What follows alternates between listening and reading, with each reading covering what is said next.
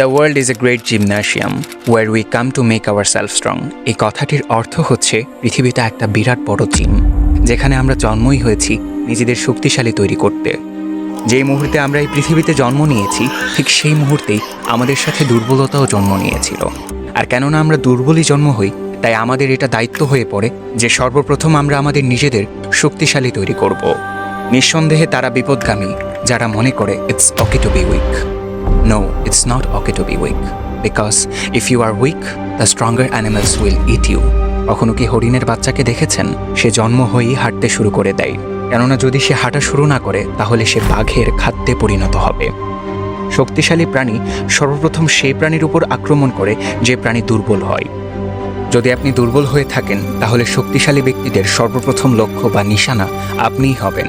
এখন আপনার মাথায় চিন্তা আসতেই পারে, আমরা কি জঙ্গলে থাকি নাকি ভাই? এ বলল যে আমরা জঙ্গলে থাকি না, আমরা একটি মডার্ন জঙ্গলে বসবাস করছি। শুধু পার্থক্য এতটুকুই যে এই জঙ্গলে গাছপালার বদলে বিল্ডিং দেখা যায়। মানব নামক পশুরা এখন উল্লঙ্গ ঘুরে ফিরে না, সুন্দর ভাষা দিয়ে কথা বলে এবং একটি নকল চেহারা পরিধান করে রাখে। এই নিদর্শনগুলি দিয়ে তারা এটা প্রমাণ করতে চায় যে তারা বিশিষ্ট গুণী মানব। কখনো একটি বাঘকে নোটিস করেছেন? তার পরিবারকে ছাড়া সব প্রাণী তার কাছে খাদ্য। তদ্রূপ যে ব্যক্তি অনেক শক্তিশালী হয়ে যায়, তার জন্য পুরো পৃথিবীটা উপভোগ ও সম্ভোগের স্থান হয়ে পড়ে। তার পরিবারকে ছাড়া পুরো পৃথিবী তার কাছে ভোগকরণের ও সম্ভোগের পাত্র হয়ে পড়ে।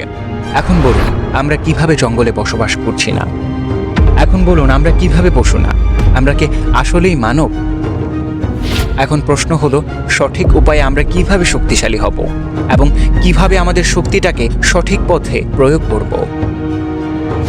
এটার উত্তর হলো, আমাদেরকে শক্তিশালী হতে হবে এবং আমাদেরকে শক্তিশালী হতেও হবে না। কি অর্থ এই কথার?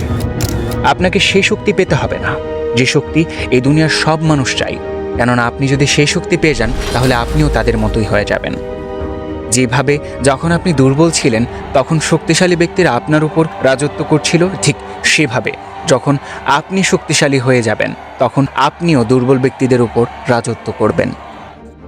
এটা সেই লক্ষ লক্ষ বছর আগের জঙ্গলের সেই শক্তি, যে শক্তি মানুষরূপী সব পশুরা পেতে চায়। কিন্তু আমরা তো পশু না, আমাদের সেই শক্তি প্রয়োজন যেটা আমাদেরকে একজন সুস্থ স্বাভাবিক মস্তিষ্কের মানব হিসেবে গড়ে তুলবে। আমাদেরকে আত্মশক্তি, আমাদেরকে আত্মসংযম অর্জন করতে হবে। এক কথায় বলতে গেলে প্রকৃত শক্তি হলো স্বাধীন ও মুক্ত হওয়া সে সব কিছু থেকে যা আমাদের মানবতা, নৈতিকতা, মনুষ্যত্ব, মাহাত্ম্যকে ধ্বংস করে। আমাদের শরীরের ভেতরে ও বাহিরে একটি হিংস্র পশু আছে, যাকে হারাতে পারলে আমরা প্রকৃত অর্থে শক্তিশালী হব। যদি আপনি সেই হিংস্র পশু থেকে নিজেকে মুক্ত ও স্বাধীন করতে পারেন, তাহলেই আপনি একজন real super powerful and very strongest people হতে পারবেন। যখন আপনি সেই হিংস্র পশুর সাথে লড়াই করার জন্য পা বাড়াবেন, তখন আপনি আপনার সাথে অন্য কোনো পশুকে ভুল করতে দিবেন না, আর না কখনো আপনি নিজে হিংস্র পশু হয়ে অন্য কারোর সাথে ভুল করবেন। অত্যাচারীদের বিরুদ্ধে লড়ার জন্য আপনার ভেতরে এক অপরূপ শক্তি চলে আসবে, আর দুর্বলদের প্রতি সহানুভূতি ও করুণাও। এই শক্তি পাওয়ার জন্যই আমরা জন্ম হয়েছি। এটাই সেই শক্তি যে শক্তিকে আমরা সবাই পেতে চাই। এখন কিছু মানুষ বলবে, আমি এই শক্তি না পেয়েও হাসি খুশি জীবনযাপন করতে পারবো। তাহলে আপনি ভুল বলছেন। যদি আপনি আপনার পাকে এই শক্তি অর্জন করতে না বাড়ান, তাহলে বুঝে নেবেন আপনি সেই হিংস্র পশুর নিয়ন্ত্রণে চলে গিয়েছেন। যদি আপনি একজন প্রকৃত মানুষ হতে না চান, তাহলে আপনি নিজে থেকেই সেই হিংস্র পশুর দাসত্বকে গ্রহণ করে নিয়েছেন। যদি আপনি সেই হিংস্র পশু থেকে বাঁচার জন্য নিজেকে একটি বন্ধ করে আবদ্ধ করে রাখেন, তারপরেও সে আপনার পিছু ছাড়বে না। আমি এই মুহূর্তে যে কথাটি বলেছি, এই কথাটির কিছু বাস্তব প্রমাণ ও উদাহরণ পেশ করছি। একজন ফরেনার ইউটিউবার আছেন যে নিজেকে পৃথিবী থেকে বিচ্ছিন্ন করে একটি ঘরে নিজেকে বন্ধ করে রেখেছিলেন। নিজেকে দুনিয়া থেকে ডিসকানেক্ট করে সে এটা ভাবছিল যে সে স্বাধীন হয়ে গিয়েছে, কিন্তু বাস্তবে তার ধারণা পুরোপুরি ভুল ছিল। যেহেতু সে বাহিরের জানোয়ার থেকে নিজেকে বাঁচিয়ে ফেলেছিল, কিন্তু তার ভেতরে যে হিংস্র পশু বা জানোয়ার ছিল, তার কি হলো? তার ভেতরের হিংস্র পশু তাকে সেই পশুর গোলাম বানিয়ে নিয়েছিল, আর তার অবস্থা এখন এমন হয়ে গিয়েছে। যখন একটা পশু পশুর মতো আচরণ করে, তাতে কোনো দোষ নেই, কিন্তু যখন একজন মানব একটা পশুর মতো আচরণ করে, এতে সবকিছুই দোষপূর্ণ এবং ধোঁয়াশাপূর্ণ হয়ে পড়ে, কেননা সে মানব, কোনো পশু বা জানোয়ার না। না জানি আপনিও কত সময় কতক্ষণ এই কথাটি না জেনেই কাটিয়ে দিয়েছেন, কিন্তু এখন সময় এসে গিয়েছে আপনিও তাই করুন। সেই হিংস্র পশুটিকে চিনুন এবং তার সাথে লড়াই শুরু করুন।